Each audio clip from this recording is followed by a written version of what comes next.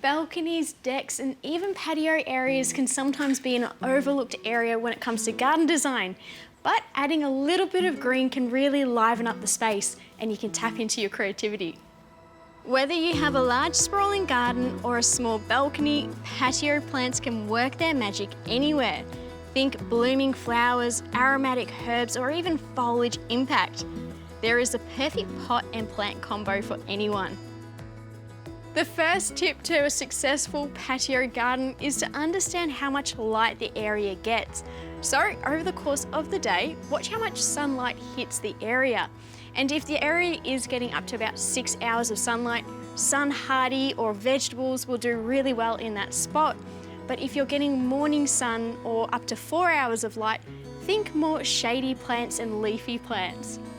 You also have full creative freedom. You can mix and match pots, colours, and you can even mix up the plants. Take this urn planter for example. It has a lovely sansevieria and surrounding it a few seasonal annuals. It's a unique display, but it's one that really works. When it comes to these kinds of gardens, one of the age-old questions is how much water should your planter get? Well, it can vary. It depends on what type of pot you've got, the material it is, also the type of plants that you've chosen to grow, so it will be a bit of trial and error. Overwatering can drown plants, whilst underwatering can leave them thirsty and dry. The best tip is to check the soil regularly and water only when the soil feels dry to the touch. Let's not forget about feeding. Often when a plant is grown in a pot, it tends to need more regular feeding as the soil can deplete over time. But this is where one of these will take care of that problem.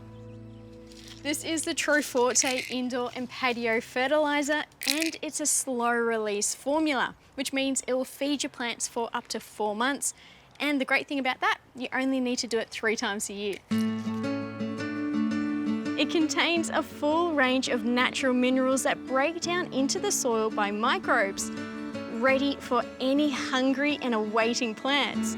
And it's also the perfect feed for any houseplants to keep them leafy and green. One of the last care tips is to check on your plants throughout the year, and you can do this by keeping an eye out for any pest problems. But if you've got the light levels, you've got watering down right, and you're feeding them well, your plants should be thriving and you should have a really nice relaxing space.